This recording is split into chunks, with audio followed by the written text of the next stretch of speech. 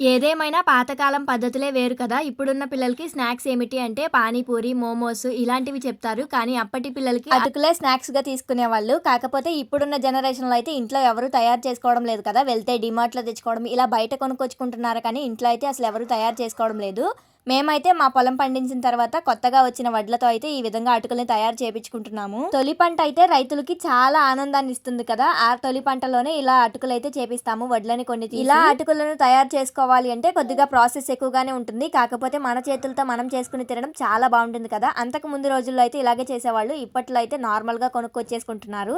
ఏదేమైనా పాత రోజులే వేరండి. అప్పట్లో చేతితో చేసుకునేవాళ్ళు కాబట్టి ఎంతో ఆనందంగా టేస్ట్‌గా ఉండేవి. ఇప్పుడు చూడండి ఇప్పుడొచ్చేవి నార్మల్‌గా ఉంటున్నట్టుగా అనిపిస్తున్నాయి నాకు. మరి నాకే అలాగే అనిపిస్తున్నాయి. మీకు కూడా అలాగే అనిపిస్తున్నాయా? కామెంట్స్‌లో అయితే చెప్పండి. అటుకులను నెయ్యిలో వేయించి లైట్‌గా ఉప్పు, కారం వేసేసుకొని ఇంట్లో అందరూ కూడా తలకు కొంచెం తింటూ అలా కబుర్లు చెప్పుకుంటూ ఉంటే ఎంత బావుంటుందో కదా! పాతకాలంలో ఇలాగే చేసేవాళ్ళందరూ. ఏదేమైనా పాతకాలం రోజులే వేరులేండి. అమ్మ బోర్ కొడుతుంది ఏమైనా తినడానికి తీసుకురా అంటే అమ్మ గిన్నెలో వేసుకొని అటుకులే తీసుకొచ్చి ఇచ్చేది. మన వీడియోస్ చాలా మంది చూస్తున్నారు. లైక్ చేయడం లేదు. లైక్ చేసి సబ్స్క్రైబ్ చేసుకోండి.